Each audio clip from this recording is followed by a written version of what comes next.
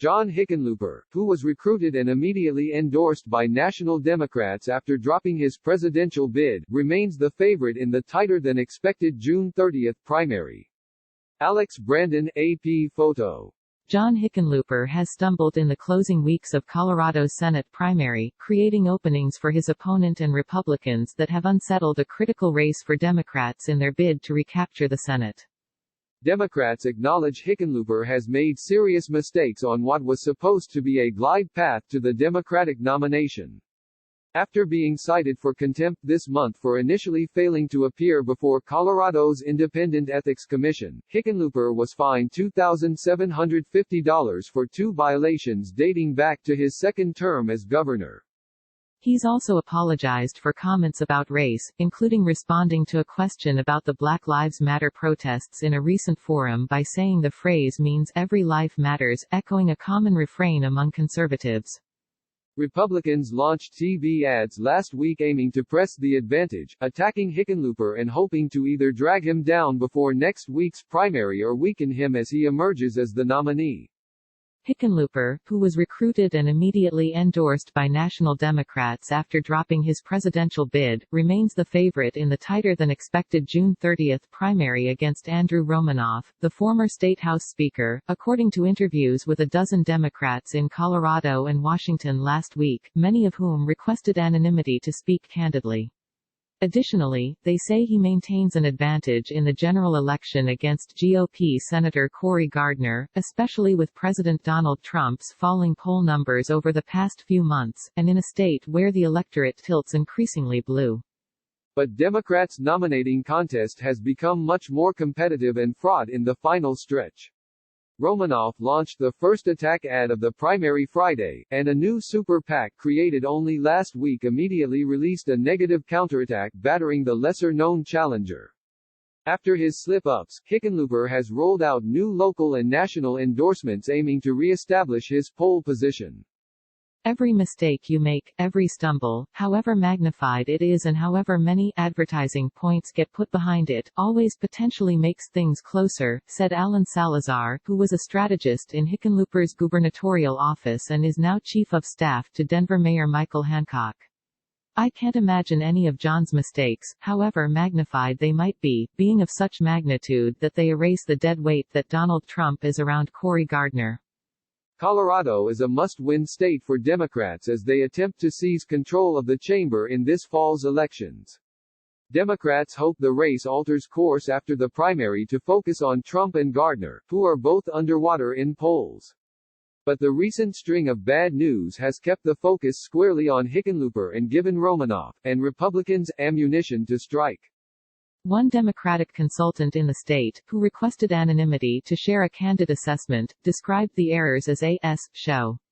The consultant predicted Hickenlooper would prevail and be favored against Gardner, but said, "It's just going to be a lot harder than it should have been." Hickenlooper apologized after comments recently resurfaced where he compared political schedulers to slave masters with whips. And he also said he tripped over his words after saying that Black Lives Matter meant every life matters during an online forum in late May. In particular, some Democrats questioned the handling of the Independent Ethics Commission case against him. The hearing was delayed in March because of the COVID-19 outbreak. Hickenlooper offered to testify in person later this year, but the commission went forward with a virtual format over his objection. The commission issued a subpoena for him to appear and held him in contempt when he did not.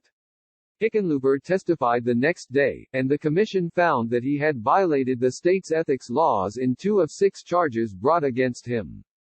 Democrats have called it a partisan smear because a former Republican lawmaker runs the nonprofit organization that made the allegations, which have been featured in dark money attack ads. But some Democrats say his campaign should have fought more aggressively. "This whole thing was a setup from the beginning, and they should have gone after it sooner," said Laura Chapin, a veteran strategist in the state. She said the ethics ruling was, in the grand scheme of things, not that big a deal, compared to the Trump administration. By dragging it out, Hickenlooper people made it last longer, she said. One Democrat close to Hickenlooper, who requested anonymity to speak frankly, said he had a rough couple of weeks, but predicted the ethics headlines would be a bump in the road. The general election should tighten, and Hickenlooper needs to do more than just successfully raise money, this Democrat said. He needs to improve his messaging and debate skills, which could become a significant liability for him. Hickenlooper has focused his bid on his success as governor, pointing to Colorado's booming economy under his leadership and other successes, including the state's implementation of all-male elections, which have become a national flashpoint. His latest TV ad calls the race a moment for big change, citing a bevy of success during his tenure. The former governor has made a discernible effort to demonstrate his fervor for the election, a pushback against his own previous comments about not wanting to serve in the Senate. His campaign declined an interview request for this story. There's no question that I have badmouthed the U.S. Senate as a place that's broken and, for people that want to get things done, a difficult challenge, Hickenlooper said in the most recent debate. But at a certain point you have to decide whether you're going to be content to sit on the sidelines, or you want to get in the ring with the mud and the sweat, as Teddy Roosevelt said, and be part of the change. But Romanoff appeals to primary voters eager for his message of more radical change, including the Green New Deal and Medicare for all. He argues a middle-of-the-road approach doesn't meet the moment and has said Hickenlooper's ethics issue is a problem. If you break the law, defy a subpoena and get held in contempt, you jeopardize our chances to hold the seat, Romanoff said in an interview. His campaign released an internal poll from mid-June showing him down 12 percentage points. That is a tighter race than many expected, but a challenging margin to overcome in a short period of time, particularly given the poll came after Hickenlooper's struggles and the negative ads against him, and after ballots had already been mailed. Romanoff launched a TV ad attacking Hickenlooper on Friday, which drew condemnation from numerous Democrats including Governor Jared Polis and Senator Michael Bennet, who argued it played into Republicans' hands. Within hours of Romanoff's spot going on the air, a super PAC formed earlier in the week launched its first ad, slamming Romanoff for working with then GOP Governor Bill Owens on a restrictive state immigration law.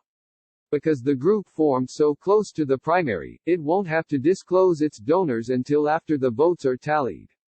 Additionally, Senate Majority PAC, which is aligned with Minority Leader Chuck Schumer, is spending $1 million running an ad pushing back against Republican attacks. And Hickenlooper rolled out endorsements on Saturday from Sens. Cory Booker, DNJ, and Elizabeth Warren, D-Mass. Warren's backing is especially notable. She's trusted by many progressive voters, and she just bucked the DSCC's preferred candidate in Kentucky, endorsing a liberal opponent instead, in a race far less important to Democrats' efforts to reclaim the Senate. Republicans would clearly prefer to run against Romanoff given his fundraising disadvantage and more liberal positions.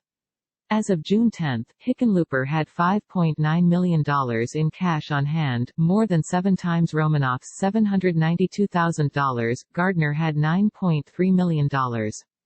We're running a retail campaign because we don't have the resources the other team has got, Romanoff said.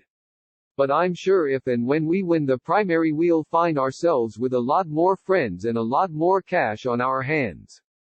Republicans remain focused on hitting Hickenlooper. Gardner's campaign is running an ad highlighting the number of times he said he wasn't cut out for the Senate or didn't want the job. The National Republican Senatorial Committee is running ads highlighting the ethics scandal. The Democrats are in disarray, said Representative Ken Buck, the state GOP chairman, who called Hickenlooper's ethics issues a pattern of violations. This is the first time that John Hickenlooper has been tested in politics, Buck added. This is really the first time where he will face an opponent who has the wherewithal to do research on the governor and bring out the governor's record, and there are a number of things that will be revealed in the future that will be very interesting to voters. His allies expressed confidence Hickenlooper can right the ship and still has enduring favorability from voters who elected him twice. People understand who John is and mistakes that he makes, fumbles here and there, said Salazar, the former aide. John is many things. Corrupt is not one of them, and I don't think people are going to believe that about him.